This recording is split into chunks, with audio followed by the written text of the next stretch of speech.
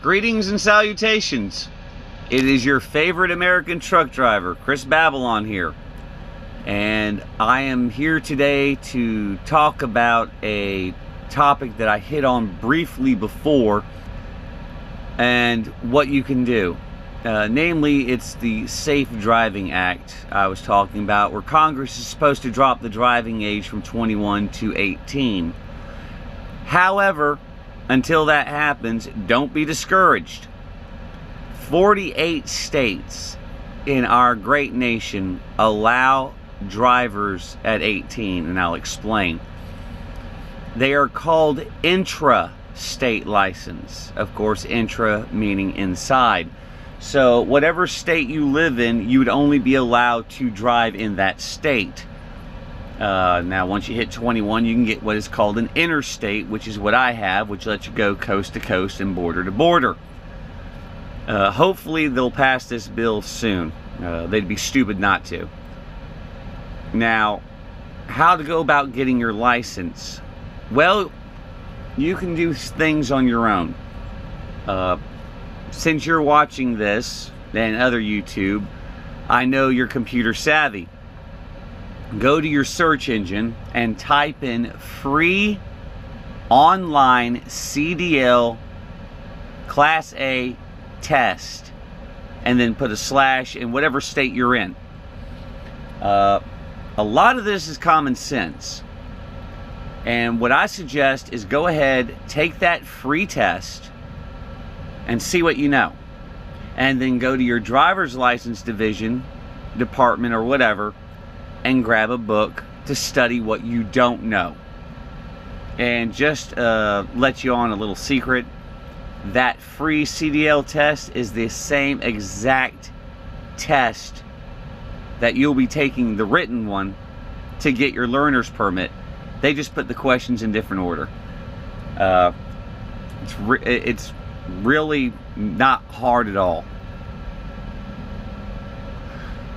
So, what can you do with an interstate license? Well, you could drive a bus.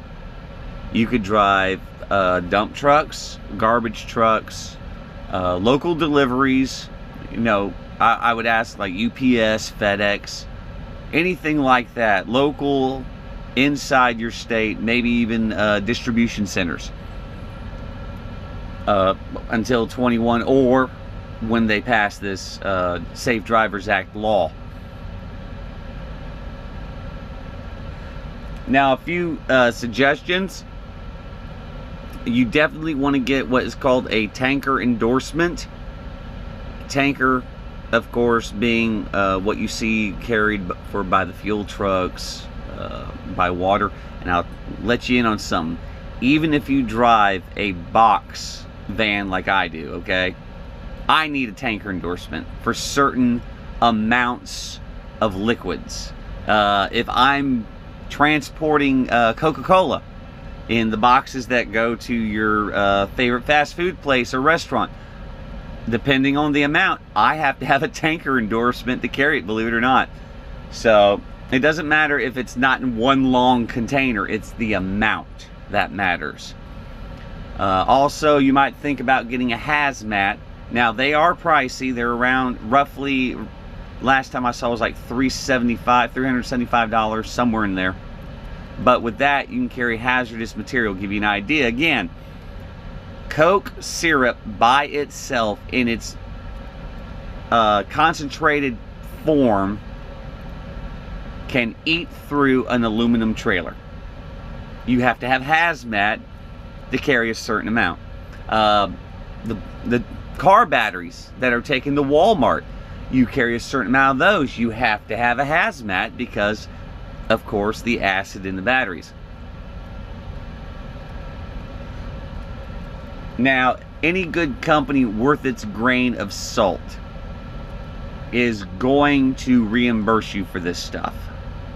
Also, you'll want to get a TWIC card for those of you who will be living near water, so that you can get onto the international docks to pick up goods. A TWIC, T-W-I-C badge, is one of the highest security passes that a civilian can get. Yes, you cannot have a felony. Certain ones. Anything to do with violence, anything to do with drugs, gang related, any of that, you cannot get a TWIC, so forget that. Minor offenses, you don't have to worry about. And yes, the FBI will investigate your background, so you don't want to be caught lying. Give me a sec. I'll give you... Okay. Now, when I got my TWIC card, it cost me about... It was $275, but again, if the company's worth its grain and, you know, worth its while, it's going to reimburse you because they want to keep their drivers, of course, happy. That ain't it. I also have to have a pass from my own company to get inside my yards. That's what I had in my hand at the time. Ah, here it is. This, ta-da! See, TWIC, TWIC, smart chip. It's gonna have your fingerprints. Now, if you don't have one, what does this mean? Can you still get on international waterways? Yes. However, you're gonna pay out the wazoo. Many times there are guys out there who sit around in bobtails, which are your yard dogs, really, is what they're called. What those are is just a cab with 2 seats and an engine and a 5th wheel hookup. And they'll charge drivers $150 a pop to go in there, grab their trailer and bring it out. Or if it's a company, they'll literally have someone escort you to where you're going to pick up your goods, and you have to wait for somebody. You can't do it without a TWIC. So I highly recommend getting one. Give you an idea, you go on international waterways to pick up a load of Chiquita bananas, okay? That's something you're going to have to pick up. I picked up loads in Louisiana all the time before I got dedicated. Now, sometimes I still go out there on return trips to waterways on my way home, but that's a different story.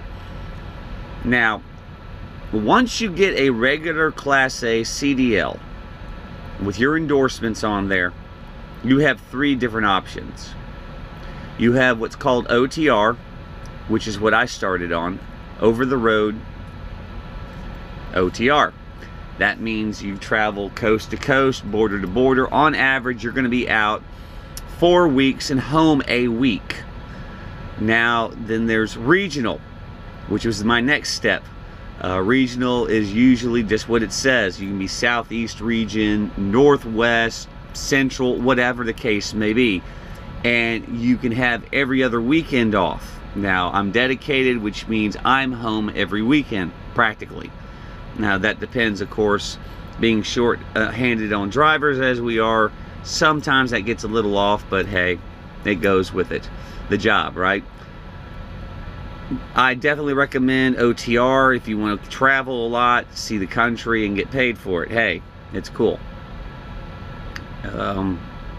Regional, those who don't have much as far as family duties, you're home every other weekend just to get a break, there's that option. And of course there's me with my 2 sons at the house, and my wife, I'm dedicated, I'm home on weekends, so I'm there for them. So anyways, hopefully they'll pass this bill soon. If not, there are options.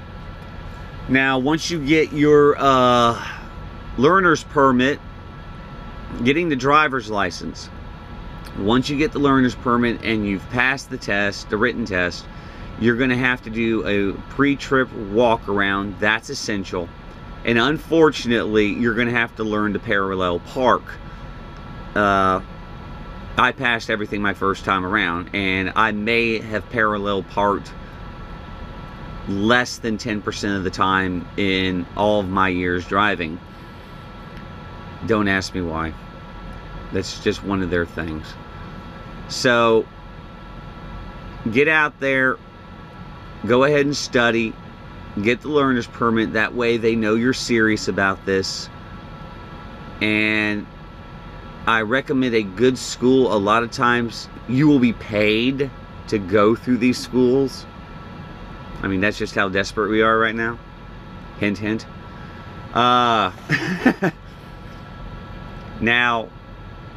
if you have family members with trucks, then it'd be cool to get your CDL by borrowing their truck.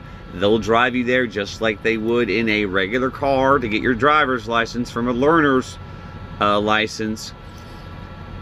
And then a professional, usually a state trooper, will get in and they'll tell you a course to go, what to do, and all that jazz, and then you pass and get your CDL. So like I said, there are options out there. Keep it in mind. And of course, we could always use you out here on the road until you decide what you want to do with life. And I've mentioned before, you know, do online courses for college and travel and get paid. And then if you have to go to a classroom, hey, you got money under your belt. And if nothing else, you always have a CDL to fall back on. So anyways, y'all have a very wonderful and blessed day. Keep the rubber side down and everyone stay safe.